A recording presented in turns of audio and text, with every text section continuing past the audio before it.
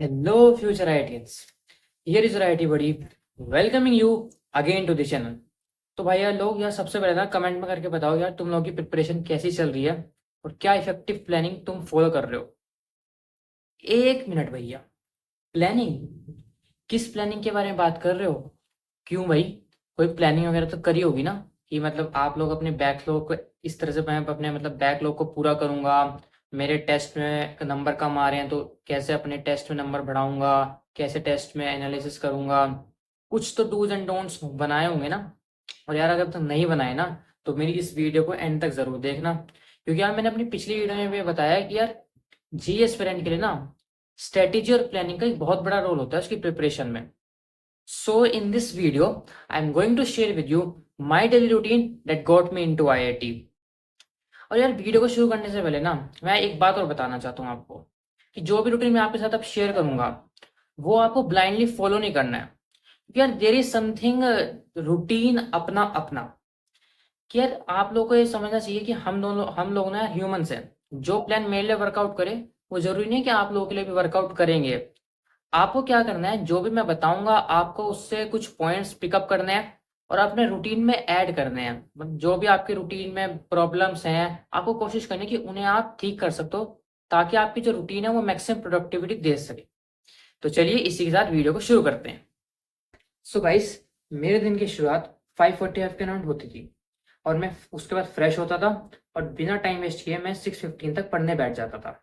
और पढ़ने से पहले जैसे मैंने आपको अपनी पिछली वीडियो में बताया कि मैं सबसे पहले एक लिस्ट बनाता था फिजिक्स केमिस्ट्री मैथ की, जिसमें मैं लिखता था कि मुझे आज तीनों में से कौन कौन से टॉपिक को करने हैं।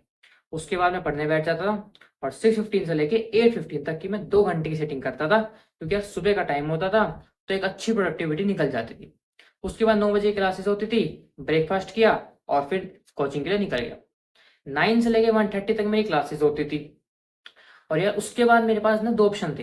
पहला कि मैं घर चला जाऊं और दूसरा ऑप्शन था कि मैं वहीं रुक के पढ़ाई करूं। मैंने दूसरा ऑप्शन चूज किया, क्योंकि अगर मैं घर चला जाऊंगा ना तो मेरे अंदर एक कंफर्ट जोन सा आ जाएगा। घर जाते ही 4 घंटे की क्लासेस करने के बाद मेरा मन करेगा कि मैं बेड पे लेट जाऊं। और मेरे साथ ऐसा था कि अगर मैं एक बार बेड पे लेट जाऊं तो मतलब मिनिमम 1 घंटे की नींद तो मैं लेता ही था। अगर कोई मुझे उठाए ना तो वो 1 घंटे की नींद 2 घंटे में भी हो सकती थी। और यार घर पे फिर फ़ोन भी होता था, थोड़ा बहुत डिस्ट्रैक्शन भी हो जाता था। पेरेंट्स भी हैं, वो भी बीच-बीच में थोड़ा काम बता देते हैं। और सबसे बड़ी बात, अगर आप मतलब घर पे बैठ के पढ़ाई कर रहे हो और आपके फिर लगातार 3-4 डाउट आ गए, तो आप कैसे सोल्व करोगे उन्हें? आप फिर फ़ोन लोगे, फिर वही डिस्ट्रैक्शन वाली बात और फिर यार मन ही नहीं करता पढ़ने का। क्योंकि एक टॉपिक जब आप 4-5 डाउट आ जाते हैं ना, फिर आपको लगता है कि कुछ आपके कंसेप्ट में वीकनेस है। तो इसलिए कोचिंग में क्या होता है कि आपके फ्रेंड्स होते हैं आपके साथ पढ़ने के लिए, वो आपके डाउट्स को सोल्व करते हैं और फिर अगर उनसे भी नहीं होते तो हम सब मिलके फिर टीचर्स के साथ डाउट डिस्कस करते हैं। तो इसलिए मैंने वहीं रुक के पढ़ाई करने का डिसीज़न लिया था, जो मेरे लिए एक बहुत सही डिसीज़न था। फिर हम लोग मतलब वहीं पे बैठ के मतलब क्लासेस के बाद में लंच किया करता था, जो मैं घर से पैक करके लिए लेके जाता था। और फिर हम आधे घंटे बातचीत करते थे हम सब मिलके। और फिर बातचीत करने के बाद 2:30 से लेके 6:30 की हम एक 4 घंटे की सीटिंग करते थे। हम सारे दोस्त लाइब्रेरी में बैठते थे और पढ़ाई करा करते थे। उसके बाद 6:30 के अराउंड मैं कोचिंग से घर के लिए निकल जाता था। हार्डली मुझे 10 मिनट लगते थे कोचिंग से घर जाने में। और फिर मैं घर जाने के बाद भाई 1 घंटे की नींद लेता था। पूरे दिन की थकान उस 1 घंटे की नींद में मेरी उतर जाती थी। और दूसरी चीज़ जिसने मुझे हेल्प करी यह थी कि हमारे यहाँ ना डिनर 8 बजे तक हो जाता है। तो मुझे इस चीज़ का डर था ही नहीं कि मैं 1 घंटे से ज़्यादा नींद लूंगा। मम्मी मुझे 7:40 तक उठा ही देती थी। और फिर उठने के बाद मैं डिनर करता था। और डिनर करने के बाद मेरे इस पूरे रूटीन का सबसे फेवरेट पार्ट वो था, मैं 10 से 15 मिनट की ना वॉक किया करता था छत पे। भाई पूरे दिन आप एक जगह बैठे हो और आपकी मतलब हेल्थ की तो फिर ऐसी की तैसी हो जाएगी। तो यार मैं तो लेजी था, फिजिकल एक्सरसाइज तो मैं करता नहीं था।